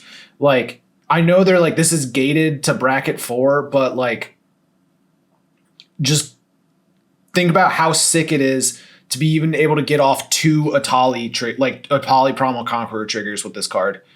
It just deserves to be a game changer at the very minimum. I agree with that. I don't think it goes above that. I think because it's just, when we're talking about combo cards, it is a bit more narrow because you do have to dedicate either your commander slot or cards in your deck to it, unlike, I think, Dockside Extortionist, which is a good card in its own right, whereas this is not necessarily that by itself. But, like, I have done some dumb shit with this card in Maelstrom Wanderer. Yep. So like it does create, very unfun like combo-esque play patterns, if not just a true infinite, creature mana combo. But and I think it justifies if you're gonna play it in bracket 3 to dedicate the game changer slot to it. But I mean, I think it's fine. Other than that, like it's just a really good combo enabler. To me, this card's less egregious than Phyrexian Altar. Yeah. I'm saying that I want it to be a game changer, even though it's bracket 4, because I know if you're bringing it down into bracket 3, like you're just wasting everybody's time if you're playing this card. Speaking of cards that fall in a similar vein, let's talk about Kinnan. Going to be in bracket 3. There's no way you could build Kinnan in any way, shape, or form outside of CDH, in my opinion. Yeah. Why are you playing? If you're not, like, you're just wasting your time, everyone else's time, because you're just bubble fucking around otherwise. You're like, oh, guess what? I'm going to pay 7 fucking mana to maybe hit something because it's bracket 3. You are a streak of 3 bad games away in Kinnan before you're like, fuck this Eldrazi strategy, and you go and buy a Basalt Monolith. Yeah. I loved the logic they had when they un-game changered this alongside some other cards we're going to talk about shortly. Was just like, oh, well, when you see it and you sit down at the table, you know where you're up against. But that's part of the problem, right? Like, if someone flips this up and say, hey, I want to play my Kinnan deck at a bracket 3 table, I'd be like, I wouldn't trust that they're being honest about it. Let me see the 99. Right. Yeah, exactly. It would be like, okay, so I would immediately ask, what are your game changers? I need to know. Right? Because if they're like, oh, Grim Monolith, I'm going to be like, I'm sorry, you got to go. Right? Like, it's just, you're right. I think Tiki's point was perfect. There's no way you can build this as a bracket 3. You are. It's just you're wasting everyone's time and patience. Yeah. You're lying to yourself and us. Same with maybe Urza. I think Urza's less so now. I think when he came out, I would agree with you. I think now, I mean, a lot of times I play Urza a lot. A lot of times when I play him, he's not doing. He does a lot, but he's not doing like as much as I think a Kinnan when he hits the table. Oh yeah, like I think this is definitely like a salt mine card. I think people do hate this card for very valid reasons, but I actually don't. My favorite commander to ever see. This is I think as a commander, this card is frustrating for sure. These commanders are just they have a notoriety and had to be talked about specifically for a reason. I could be fine with it being salt mines. When Matt talks about baby bitch blue players, this is the first thing that comes into my mind. Yeah, every single time. That's it. It's funny. I usually don't play Urza the commander. I play him in the 99, and I think he's fine in the 99. I agree. But if he's your commander, just nah. Yeah, it's. I think Yuriko. I want to skip Winota for now. I think Yuriko falls in the same slot. Yeah. Like it sucks that the shit's uninteractable and she doesn't have to play around commander attacks, but I don't know. It's not the word. Yeah, I like manipulating the top decks strategies. I don't know. I think it's cool because I think like at least in like 3s and stuff, you could be like, hey, it's actually a ninja deck, not just me trying to put 10, 12, 15 drops on top every turn. Yeah. Yeah. And I think I want to jump down because I think she's in here. There is a card that falls into the same slot as Yuriko because they do similar things, and that's Derevi Imperial Tactician. Okay, so this is biased because based on what you have told me about Derevi, I think it needs to be at least unquestionable. Yeah. No, she's not that egregious.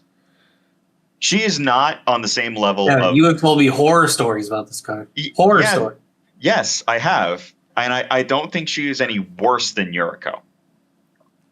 Because you can also build a cool Derevi deck in the same way you can build a cool Yuriko deck. That's true. Right? I do think this is a salt mine card. I have a friend who swears by it. Shout out, you know who you are. I'm not going to say your name, but you know who you are. Say his address. Who said, if he sits down at the table and he sees this card, he will leave. because of what I have done to this man over the course of the years. But like, I have toned down what I've done in this deck when I usually bring it out to the point where it's not as crazy, right? I'm not winter orbing or static orbing people anymore, because like those are really the cards that are the problem when it comes to this card. Otherwise, this card's just obnoxious. So I think this card can be salt inducing. This card can be on that level when it plays the cards that it can break. But otherwise, I think it's just the fact that it cheats commander attacks that it's its biggest issue. I think the thing that really separates it from a Kinnan is like, you could say it's not that Kinnan deck, but it is that Kinnan deck. Whereas I feel like with Derevi, it's like, it's not that Derevi deck. It's feasible it's not that Derevi deck. I'm willing to be lied to once that it's not that Derevi deck.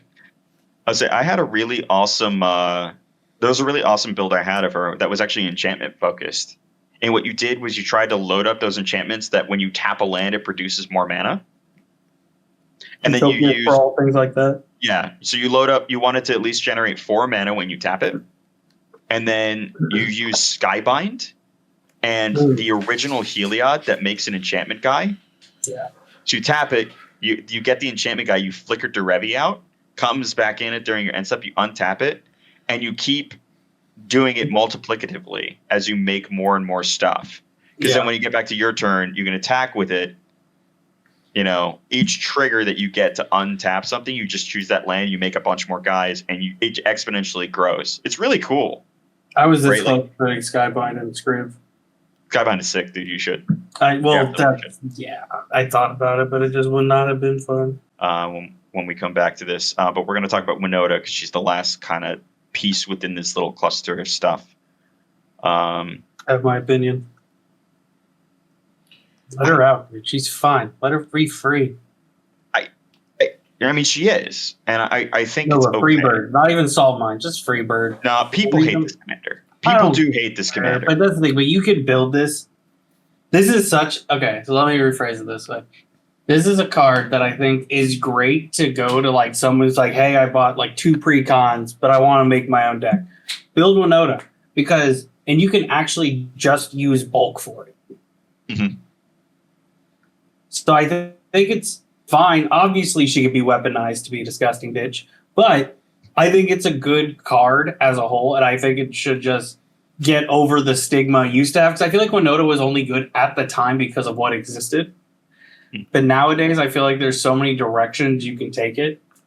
She's definitely like not as prevalent. I would agree with that. I think there's a lot of stuff that's scary in her. It's so funny. Yeah, and that's the thing. She just has that stink from who she used to be. But if a man gets anything, it's a chance to redeem himself. And I think that should be whatever. I have the belief that she is now like the CDH gatekeeper. I don't think she's necessarily a bracket 5, like a premier bracket 5. Like I'm talking about that deck, like that Winota deck. I feel like she's the gatekeeper into CDH between bracket 4 and bracket 5.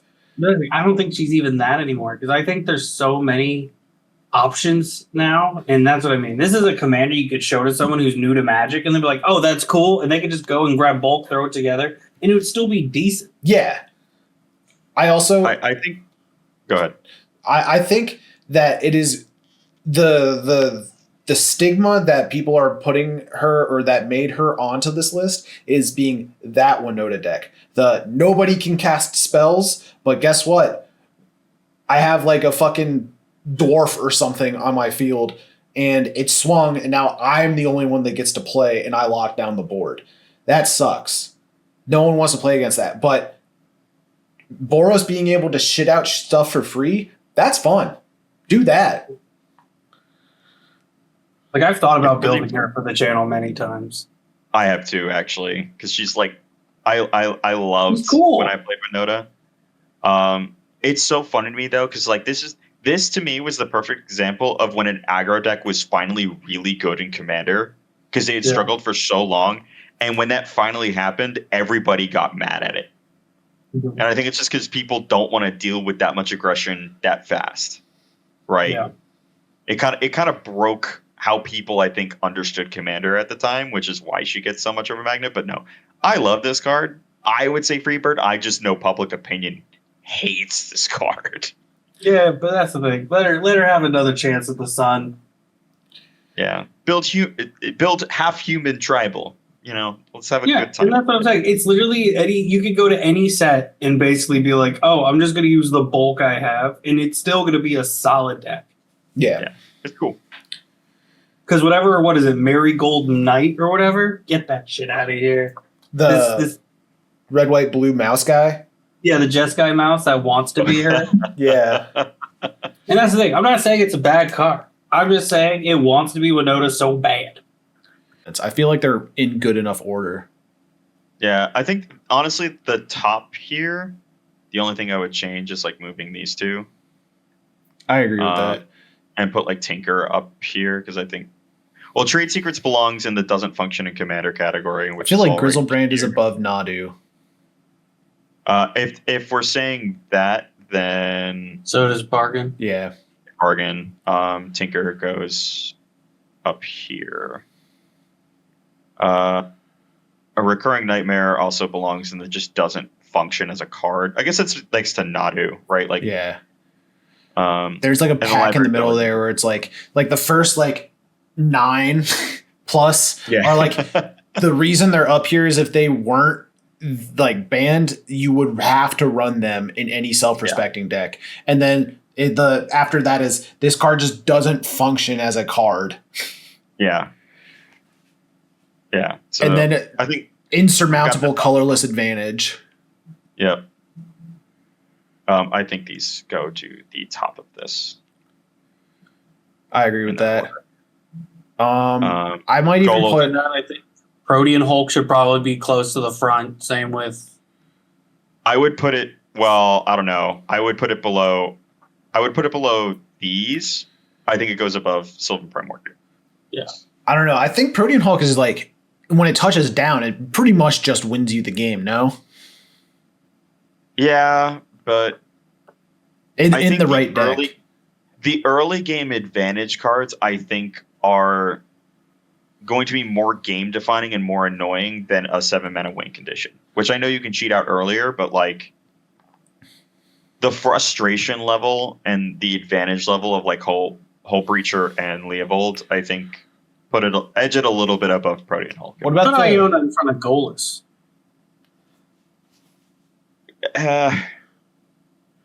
I think Iona should be farther down. I would say I would put her further up. She's just not. That's okay. She's just not fun. And anyway, Golos is annoying and does his job. So let's put Iona down here with the other just like not fun cards. They're kind of dependent on the other cards that are around them. Yeah. And then we could do like I don't want to put it above Tolarian Academy. Yeah. That's. Okay. I think that's fair. So I think we got this order right where it's honestly these should be not up for debate, but I know people will debate it to the end of time. So whatever. I think the questionable is fine. I definitely think Paradox Engine is above Primeval Titan in that regard, for sure.